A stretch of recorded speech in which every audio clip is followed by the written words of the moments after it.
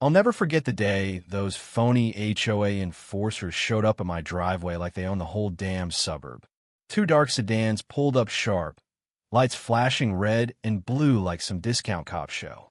For guys piled out in black tactical vests, badges gleaming under the Texas sun, yelling that I was under arrest for violating community standards. My neighbors froze on their lawns, kids peeking from windows, and there stood Marlene, the HOA president, in her crisp navy pantsuit, arms crossed with a smug grin like she'd just checkmated me in chess. The whole setup would have been scary if their gear didn't scream dollar store knockoff. One dude's radio was buzzing static, and another's cuffs looked like they came from Halloween Kit. But what nobody saw coming, least of all those fakes, was the real thunder rolling in behind them. Actual SWAT, choppers thumping overhead, turning this backyard drama into a full-blown spectacle. When I bought this old ranch-style house on the edge of Willow Creek Estates in suburban Dallas, I figured I'd escape the rat race. After 30 years hustling in sales, I'd scraped together enough for a spot with a big yard, no neighbors breathing down my neck, and zero HOA nonsense. My deed was crystal clear, outside their boundaries. No dues, no rules about fence heights or holiday lights. Freedom, pure and simple. Or so I thought. Right off the bat, Marlene, Queen Bee of Willow Creek HOA, had me in her sights. She waltzed up my walkway that first week, tablet in hand like it was gospel truth, lips pinched tight. "You need to sign up for our association right away," she barked like I owed her something. I laughed it off. "Ma'am, I'm not part of your group. My lot's independent." Her face twisted like she'd bitten a sour grape. "Everyone around here follows our guidelines. We can't have outliers dragging down home values." That was my intro to the feud. The neighborhood split quickly. Some folks, mostly blue-collar types tired of Marlene's micromanaging, slipped me cold beers over the fence and said they envied my setup. Others dodged my gaze, scared of her wrath. Marlene, with her perfectly coif bob and SUV that matched her outfits, ruled with an iron fist finding folks for overgrown grass or unapproved mailboxes. I'd hear whispers. "Don't cross her. She'll make your life hell." Rumors kicked off fast. "That guy's got junk cars in his yard. He's running some sketchy business." My yard was spotless, but facts didn't matter. Then the mail started. Fancy envelopes with official HOA notice stamped in gold. The first one demanded $150 in back dues. I chucked it in the trash. Next claimed my shed violated setback, rules the shed that had been there since the 80s. The seal looked off like a kid's art project. But it bugged me. Would the neighbors buy it? Things ramped up. I'd spot cars lurking at night, headlights dimmed. A guy with a zoom lens snapped pics of my garage. Late one evening, those same sedans cruised by slowly. Paranoia? Maybe, but I wasn't backing down.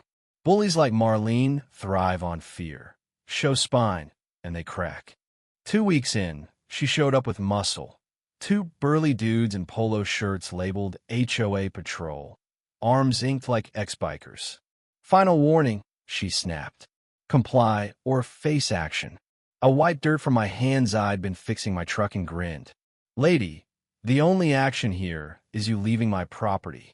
She flushed red, her goons shifting uneasily. "You'll regret this." Classic threat. That night, under the stars with my coffee, I saw them again. Sedans parked shady. I texted my old pal, a county deputy, but held off calling in favors. Pry, I guess. I wanted to handle it myself. Installed cameras everywhere, every angle covered. If she pushed, I pushed back with proof. By month one, my mailbox overflowed with her junk. Notices calling my truck an eyesore, demanding I drain my small pond for mosquito control. Crazy stuff. Neighbors started shunning me. Old Mrs. Jenkins stopped waving, mumbling about trouble. One night, I caught a shadow by the bush's lens glint. Yelled and they bolted.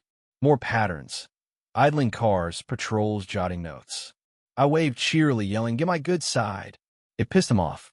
Marlene stormed over again, goons in tow. "Violations galore," she yelled, waving papers. I stood firm. Your rules end at my line. One goon growled, we can make it tough.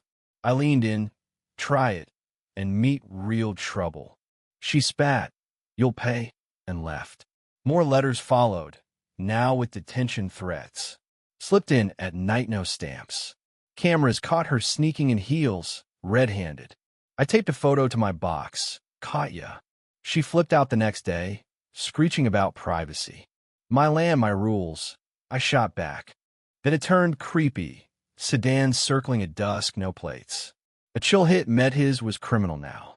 Texted my deputy buddy. Watch your back. Some folks cross lines. But I stayed stubborn, ready to face her head on. The morning it exploded started quietly. Sipping Joe on the porch when tinny sirens wailed. Those sedans screeched up, lights flashing cheaply. For fakes jumped out, vests sagging with plastic gear. One had a painted BB gun. Hands up. Arrest for non-compliance, they barked. I started recording. For what? Marlene emerged from her BMW, smirking. It's over, Jack Harlan. You mocked us. Now pay. I lean on my fence. Marlene, this looks like a bad costume party. She motioned. Take him. They advanced, zip ties out. Neighbors gathered, wide-eyed. I yelled, these ain't real cops. No badges, no authority. Murmurs spread. Marlene shrieked, arrest him. They rattled my gate. I warned, trespass, and you're done. Then, rotors thumped, trio choppers incoming. Engines roared.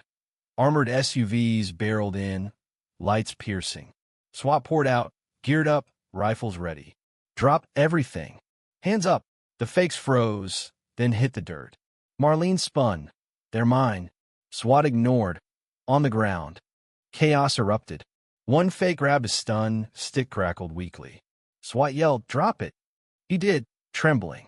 Another yanked my gate. A third waved a toy pistol. Spotlight hit. He crumbled. Neighbors screamed. Mrs. Jenkins fainted. Marlene shoved a SWAT guy. This is my turf.